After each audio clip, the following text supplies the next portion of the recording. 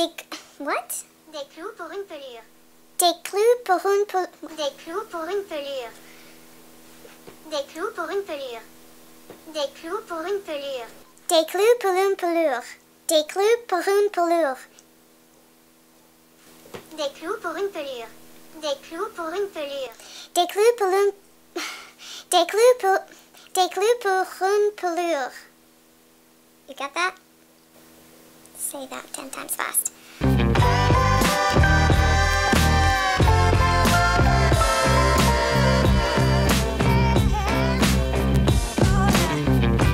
Alright, friends, family, we got a notable challenge in front of us today. We are going to be talking about a marketing genius, an aesthetic guru, SERGE LUTENS. A lot of people who dive into niche perfumes often have SERGE LUTENS as their first exposure. It's changing now, and often Frédéric Malle is even more known. And I would say that those two houses have, even though very different aesthetic, they kind of share a little bit of a brotherly strategy of how they came to be as brands. SERGE LUTENS, actually, a minute of history, is indeed a niche brand, very unique, very authentic in the way that they compose their concepts and their perfumes. I'll show you a variety of the bottles that they produced over the years. We'll talk about the packaging, we'll talk about kind of the subtypes of fragrances, and I kind of wish that they had a better organization of what they offer online, because it really takes a long time to start making sense of them. But just first things first, let me take something, an oldie, just for the sake of historical cohesion. SERGE LUTENS, often people put on the same shelf as the fathers of niche perfumery, such as Diptyque or L'Artisan Parfumeur. It actually is not true.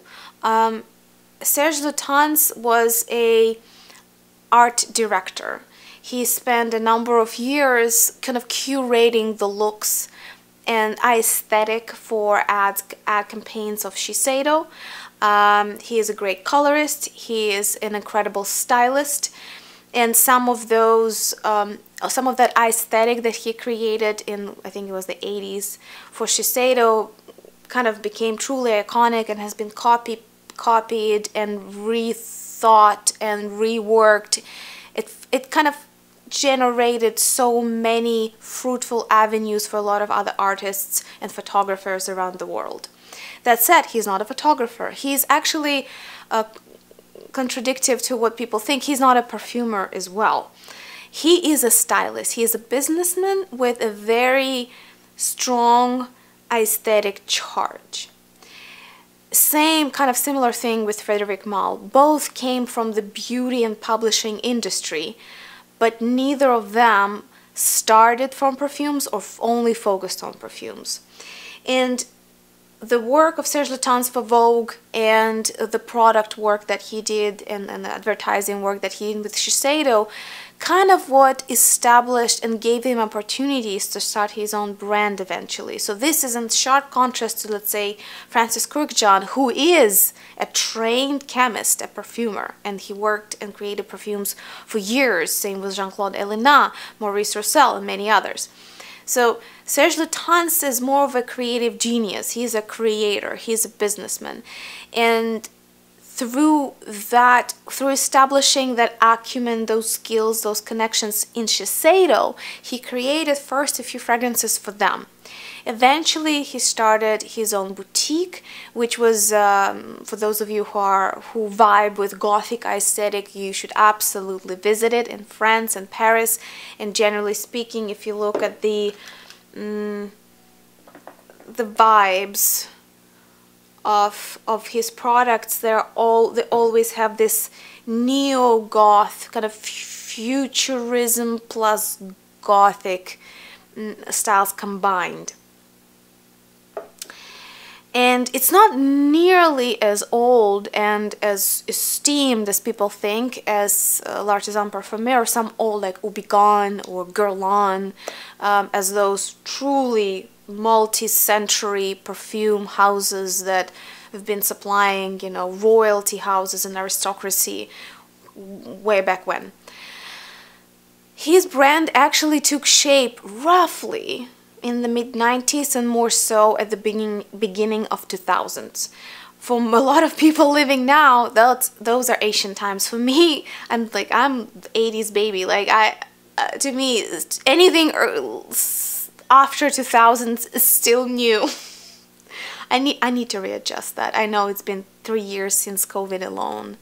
It's something I need to work through. Okay. So it's actually, yeah, like it's 20 something years, but it's not as old as people think. That said, that's the genius of marketing. Frédéric Malle, Serge Lutens are two particular cases where the name carries itself, and the relative recency of a product and the brand creation almost plays into favor of making them more relevant and more wanted in the niche perfume lovers world. With the history lesson aside, let's talk about the fragrances. Serge Lutens has been championed by a lot of people who came way before us on YouTube. The daily blogs, the columnists in different newspapers and magazines, all that community that lived outside, kind of like outside of the spotlight of true glamour, of true beauty industry. Now with the social media, you know, perfume blogging is a thing, and yet a lot of perfume bloggers of today grew up on the roots and the blog posts and the little books and the little kind of articles that they read here and there from those who saw brands like Serge Lutens take shape. So for a lot of us, this is the entrance to the niche perfumery, and for that it becomes almost an emotional connection. I will do my best today not to become this kind of nostalgia biased and talk about perfumes themselves, because a lot of people who enter this world now, there's absolutely no reference to why this is so special. But I was just hoping I could give you some context to, if you hear in forums or in any kind of discussion threads, people kind of like losing their breath. Like, what are you talking about? This is Serge Lutens. This is where it's coming from. It was, I don't know, Kim Kardashian of niche perfumery. It had everything when it was formed. And again, so many niche brands now continuously steal, borrow, get inspired by what was created by Serge Lutens. That said, something to know before we dive into the juices about the packaging. I love the original packaging. I don't have a single, what is it, Rue de Palace, like the Palace bottles. They had a slightly different labeling here in front. Those are really old. And Serge Lutens packaging, this is the oldest that I have, changed a lot of times, which makes shopping for it on the secondary market truly very confusing. If you start looking for vintage Serge Lutenses, some of them come in these kind of rounded drop flacons. Most that are exported will look like this, and this my personal favorite. I'll show you my second personal favorite, but so far these are the best packaging they ever had in my not so humble opinion. But they had others. They had others, and just to show you the variation, there were others with black colored label. And again, for those of you who are not super familiar, why people are so anal about packaging, because you don't want to buy a fake and spend over $100 for it. So this this is Feminite de Bois. It had about probably 1,000 different packaging options. There's so many, and now you can find it in packagings like that. It's very different font, and some of them some of the fragrances can be found in 30 mils, like that. It's all over the place. I'll show you one by one. You will see the variation, but I would not worry as much about authenticity of the fragrances you're hunting down, because Serge Lutens is fairly prolific in production. It's fairly easy to find. Often it's under $100 unless it's something that's discontinued or moved to those big drop dispensing flacons. So I usually buy them without like triple checking, and there's not really much you can do to verify the authenticity. But so far, with very few, very rare exceptions, you can buy them just in the packaging that you aesthetically prefer, and you'll be fine in terms of the quality of what's inside. Situation may change. You know, like I think I'm giving pretty confident advice as of now. And if for whatever reason Serge Lutens has another rebirth, and I know Kylie Jenner recommends it on TikTok, you know, like we might see a production of fakes. But so far so good in my personal experience, and I bought all of them with the exceptions of decants on secondary markets. We will start with what people who are not into edgy, unusual, and complex niche love the most, and that is their gourmands and their colognes. Let's start kind of like in the classic fashion, like we woke up, here's the morning, what kind of Serge Lutens will you put on? I have a few colognes to offer you. The most recent release from the brand is actually my second favorite packaging, and so far the most favorite line of fragrances that they have, with exception of classics, but that's kind of like nostalgia. So I highly recommend that you actually familiarize yourself with their most recent offerings. The two that I got here are French. Dans le bleu petille. I'll leave the names down below. Right? We don't have to suffer together. I'll take the pronouncing pain on me. You don't have to do this. I don't know. I love the beige. I love the stony kind of feel of it. I do enjoy the shape of the bottle, though I still must say the older packaging, the form factor, I love more. But so far this is color-wise, aesthetic-wise, is the second best. And the way that Serge Lutens approaches cologne making is that they are very, I would say, kind of Jean-Claude Elena meets Gozachon in style. They're incredibly clean, pure, distilled, nearly Baccarat glass quality.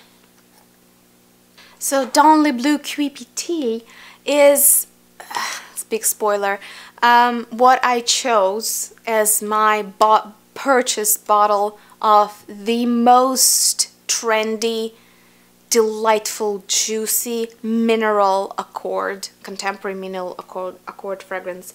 It's essentially algae, these kind of like fresh oceanic notes, incense, coriander, and driftwood.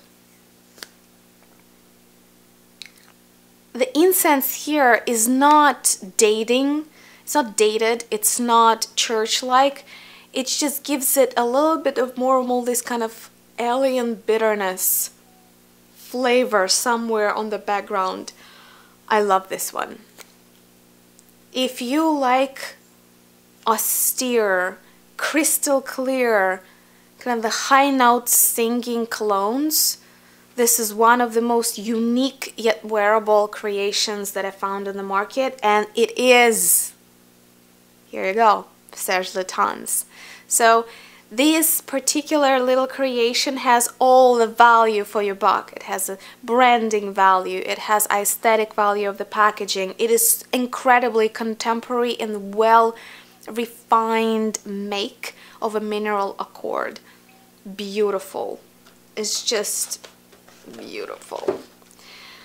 Second one is Parole Deux. Same line. And I kind of like, after I got this, the first one, I just had to try something more. And that's what I love about it. You guess the DNA of this line very easily. And I would say not many, some, but not many brands, niche, or designer can even come close to the cleanness and uniqueness of this make. So here, let me quickly check the notes. So Parole Deux is, to me, essentially a walk on the brisk, misty morning along some northern sea in Scandinavia. It's, I'm gonna repeat myself a little bit here, clean, a little bit strict.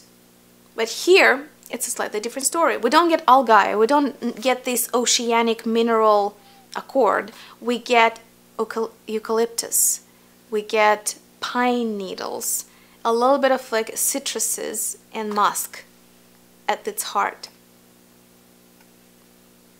and this super fresh, zesty pine needles. It's just a perfect morning fragrance. I can't wish for something more.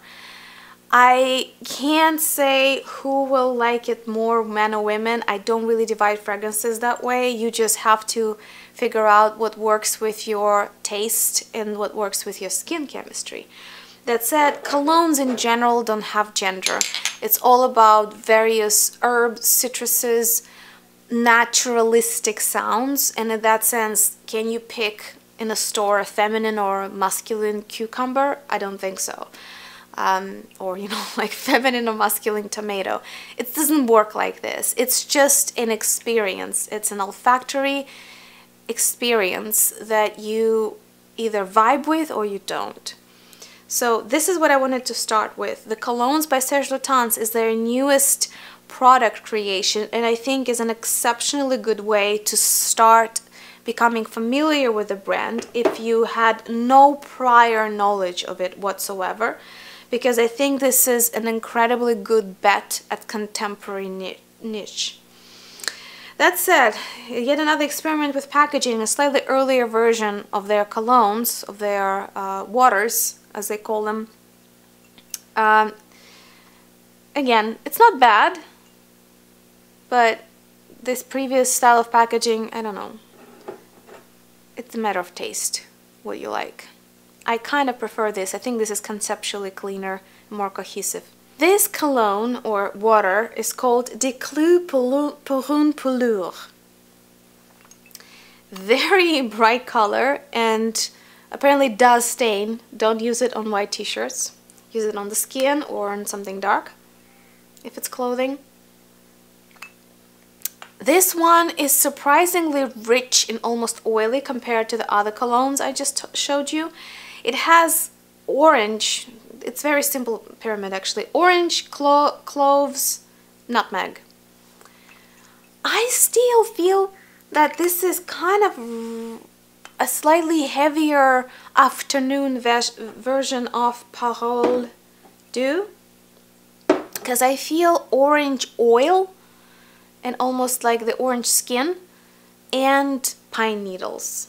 But this one to me is much oilier, it's brighter, it's a little bit more, I wouldn't say it's sweeter, but it's oilier, therefore it's deeper, it's wider, it's fatter as a cologne. In a way it reminds me a little bit, just a little bit, of Sicilian Leather by Memo and some other very citrusy oil rich colognes. I enjoy it a lot, but it gets a little bit offensive. It kind of starts following me around when I wear it. So I'm still undecided if I'm gonna keep it or not, but as you can see, I give it a go. I've been trying to become friends with it. So, long story short, if you know nothing about niche, if you're not really a gourmand lover, this is a great way to start and to get familiar. Now to a cult favorite perfumes that a lot of people started from in earlier days, and that's still likely bestsellers for Serge Lutens. We cannot avoid the topic of a Feminite de Bois, because again, a lot of people say that this perfume has thousands faces and packagings, but the woody, delicious plums that are encapsulated, it's kind of like a Japanese plum wine in a bottle, with more of these woody flavors somewhere in the heart. It's just so delightful. It's so friendly, and it's the most easy to wear. This is kind of sweet, sour, plummy wine. I can't stop wearing it. I have 1, 2, 3 bottles. I don't get tired of it. It always has a unique flavor. People ask what is on me. It's not syrupy like, you know, common designer creations. It's just interesting, recognizable, and it's not too complicated. It's just good enough. It's good enough. It's interesting enough. And I find that this is also a perfect start for the gourmand lovers who don't quite know where to go with Serge Lutens. As I told you, I have 3 bottles of this, and I can't stop recommending it to everyone who wants to try something like that. Another option is actually their recent releases that seem to get a lot of traction, and people, connoisseurs of niche fragrances, kind of is like, oh, it's a very good nod what you did, you know, 15 years ago. I don't care. I either like it or I don't.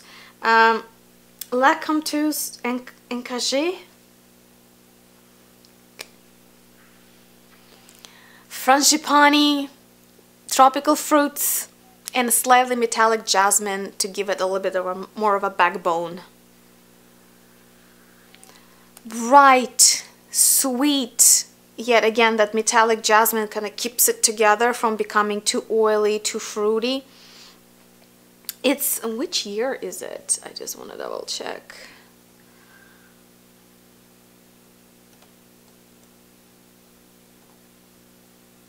I think it's like 2022.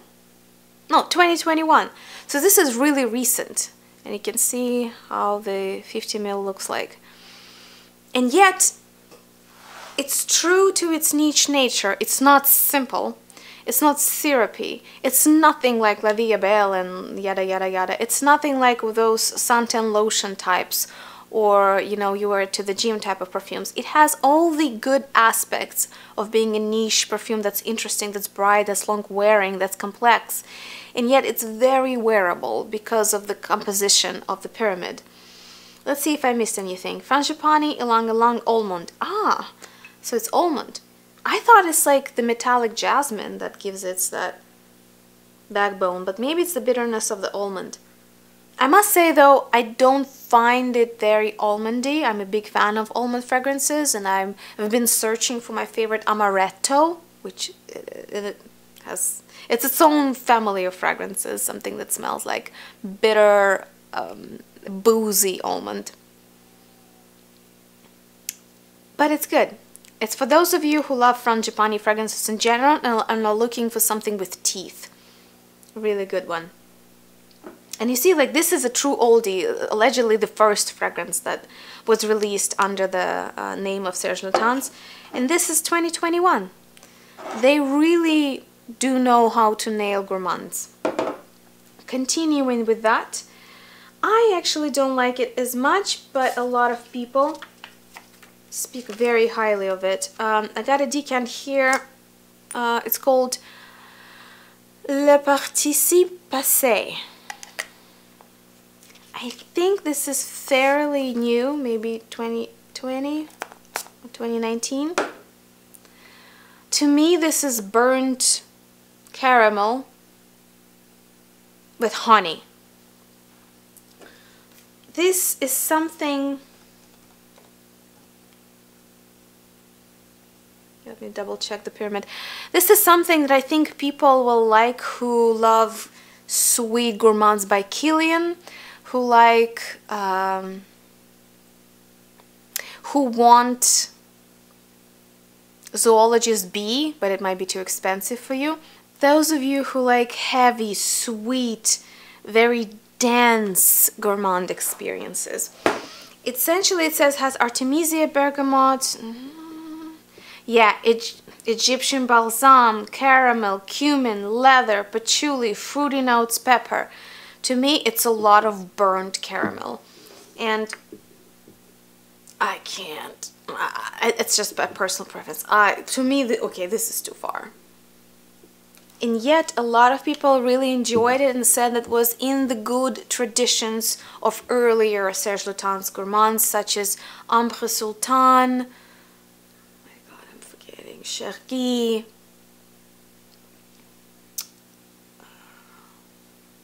and others. I'm blanking. I'm looking for a gourmand lover who can handle that kind of intensity to swap or potentially sell it to. But again, a fairly recent release. Let's see the year. 2018. Okay, it's not new, but like it's fairly recent. You can pay attention to it.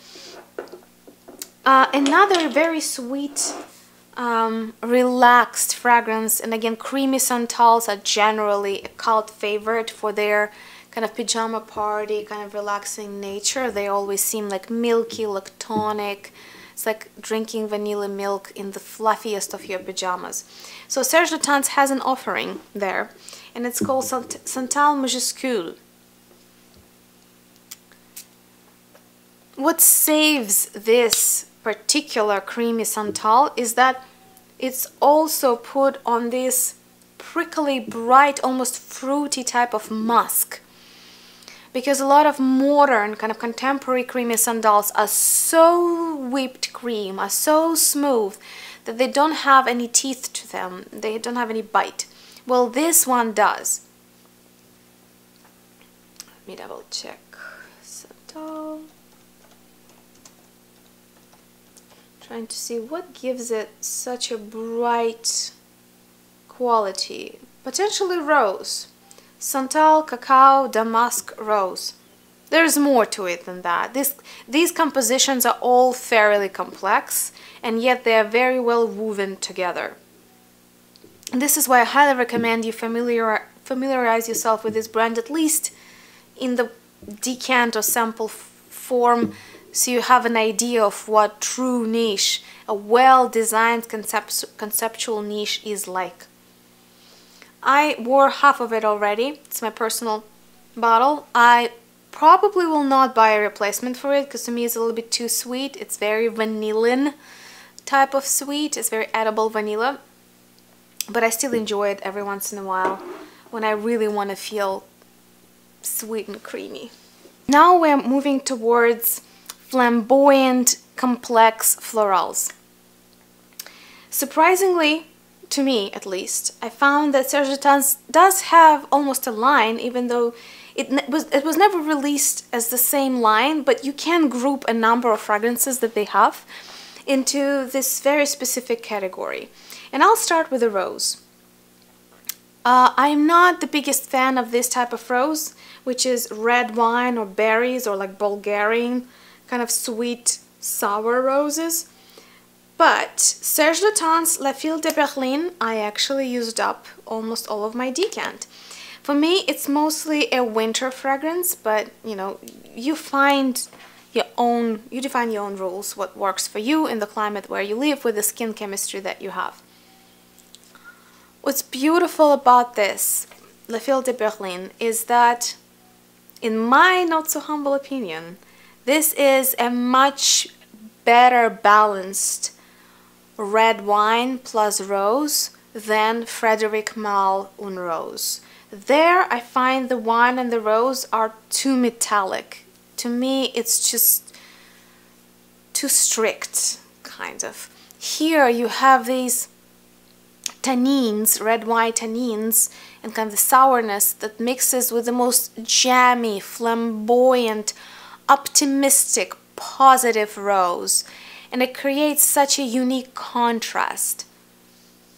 And with a little bit of, like, just a little bit of spiciness somewhere lurking in between. It's beautiful. It works on women, it works on men, it works on undecided. It's just something that I find is so well calibrated. And if you look at the various bottle designs, some limited edition Le Fil de Berlin bottle designs, it's not it, but I'm just sort of showing you an example. They're so beautiful that in itself, that's an experience to have that bottle. So it's cheaper than Frederic Malle and Rose. In my opinion, it's better and it wears better and it gets more compliments because it's not as severe. And it's a more aesthetically interesting packaging as well. So Le Fil de Berlin, highly recommend if you like jammy, rich, sweet rose scents with a twist. The next thing that I did not realize till recently, that jasmine has a huge influence in the whole olfactory design of Serge Lutens fragrances. Probably not so surprisingly, but I just somehow missed that narrative. Even in my collection, and I don't really like jasmine, I have 3. And to be honest, I'm super happy to swap or sell if anybody wants to get a bottle from me, because as I mentioned, jasmine is just not my thing. But the first one that I got was purely for the reference. It's called Fleurs d'Oranger, and it's essentially the most classic take on a fleur d'orange. If you grew up reading in books and the movies and just hearing this phrase of fleur d'orange, well, what is it? It's like, and you just don't like, what is a classic fleur d'orange? What is it all about? Get this reference, study it, wear it on yourself, layer it with something else if you want to. And that's essentially the textbook on fleur d'orange as a family of fragrances. Everything else is a departure from this. It's well calibrated, it's not too metallic, it's not too sweet, it's not too floral either. It's just a very well calibrated classic fleur d'orange. That said, I don't really vibe with that style as much. And recently, I blind bought their much newer creation, which is a deep animalic jasmine, which is Fils de Joie. The coloring, again, the aesthetic design of these bottles, and even of the coloring of the liquids, right? Because they choose how to color them. It's just above and beyond. I'm a big fan. Let's just say that. I don't know if you can see it or not. Here you even get some matte patterning on the label. I mean, it's exquisite. I love everything about it. It's very thought through in terms of the aesthetics. So Fils de Joie is deeper, sweeter, and more animalic. This is for perfume lovers of classics, of French classics.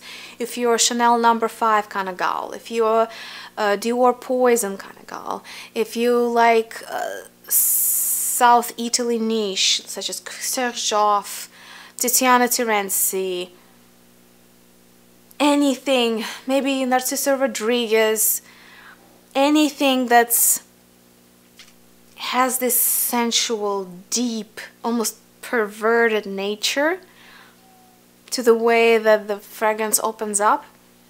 Fils de Joie is for you. Let me double check. What is it? Oh, now remember. It's jasmine, night blooming jasmine, honey, ylang ylang, and musk.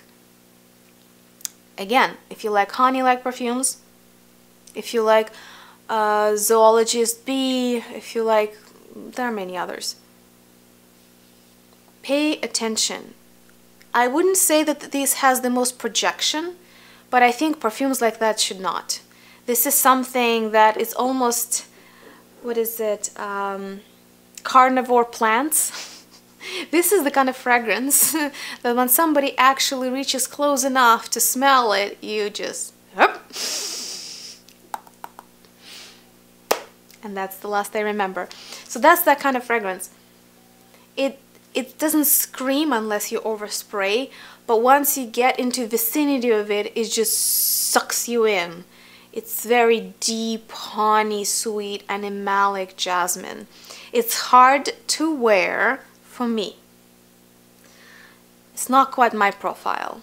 I can tolerate Narciso Rodriguez classics, but some of, like, for example, Zoologist B, I'm dying. Some of the Kilian Gourmands, I'm dying. But if you like the above, this is beautiful. So I can't quite part with it yet. I intend to try to make it work, essentially. It's that beautiful, and it's fairly recent. What is it? It is 2020.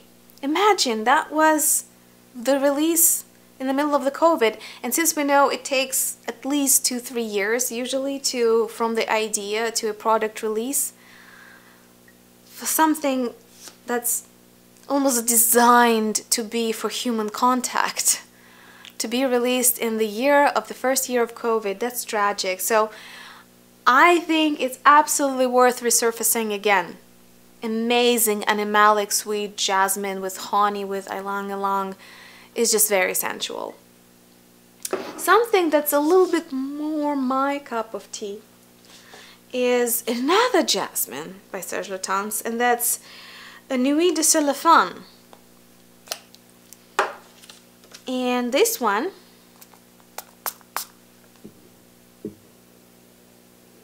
reminds me of a Tat Libre d'Orange creations.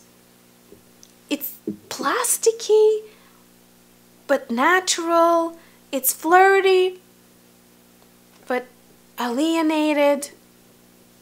It has all these delightful juxtaposition of kind of like juicy in plastic. I did not like it when I got it, and I pretty much, the use here is me just periodically spraying it here and there and trying to understand it. But now that I got more into contemporary niche, that I made peace with the other Libre d'Orange creations, more or less, not all of them, but most of them, I'm starting to enjoy it. This is the kind of playful, CT-like jasmine that I can wear and actually enjoy wearing. So, Nuit de cellophane, highly recommend. It's more youthful, it's more playful, it's a little bit more contemporary, and still as complex. That's what I like about it. A lot of morning jasmine or morning white florals are just boring. They're just plain boring.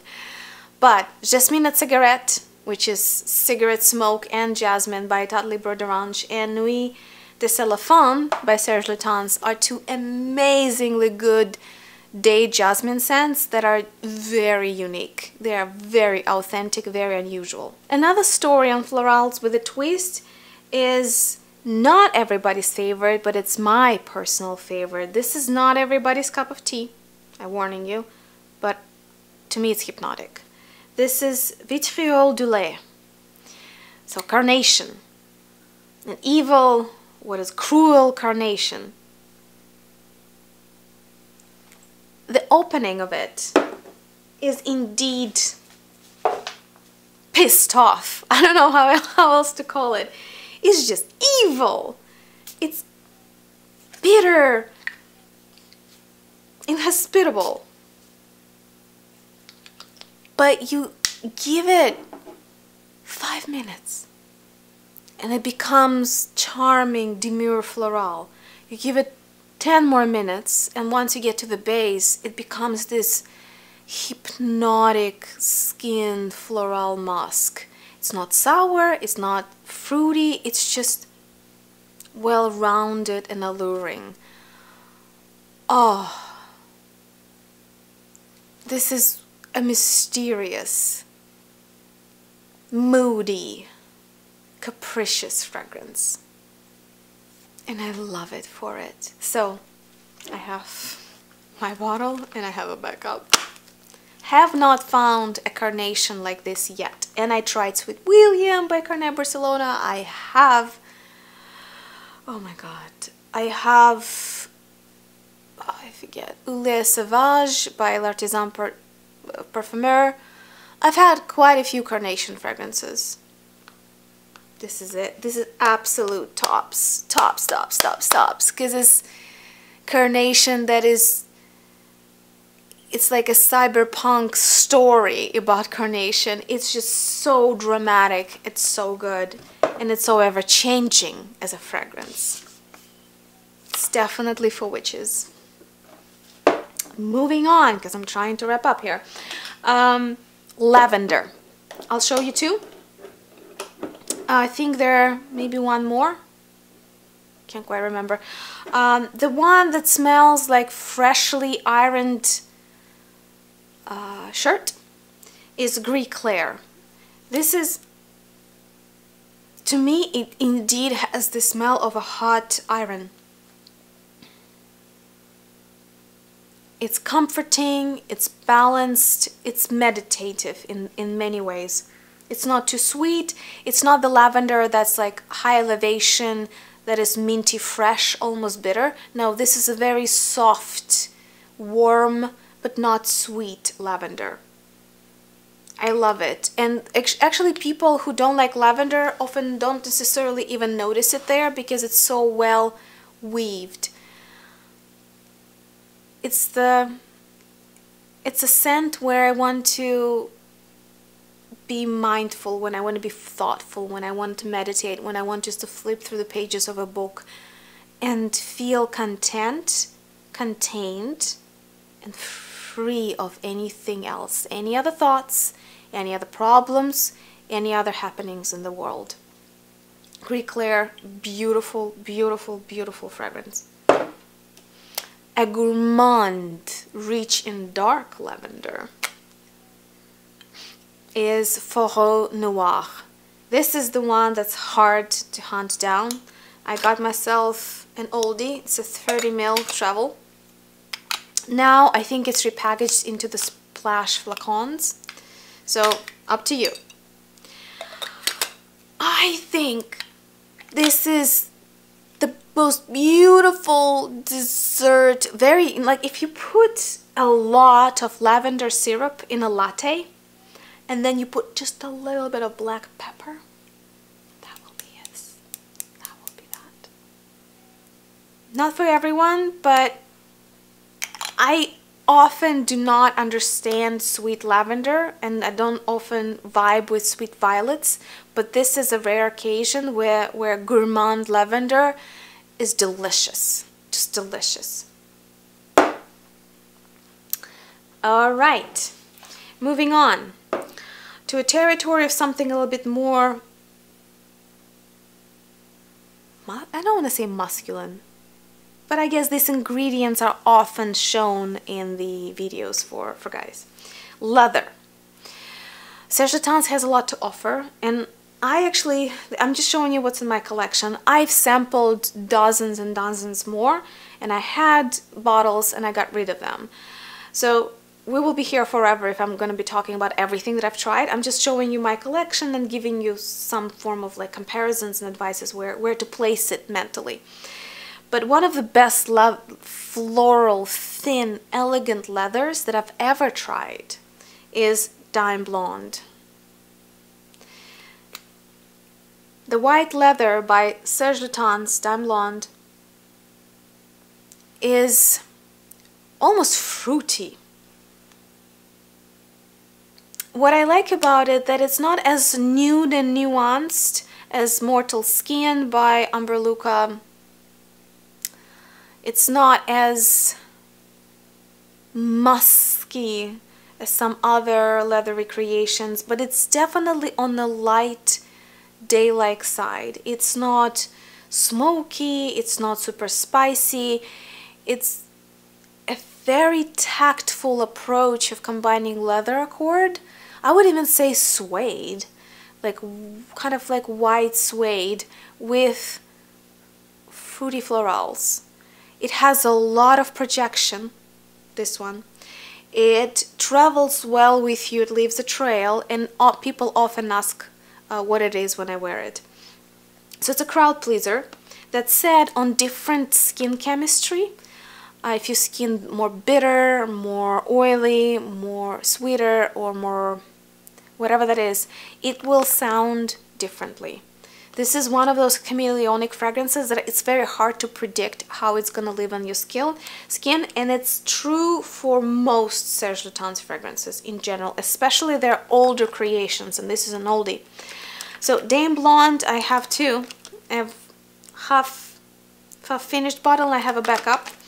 And generally, this is what I wanted to say about Serge Lutens fragrances before I show you the last two, is that they are like Harry Potter wands, where the wand chooses the wizard, not the other way around.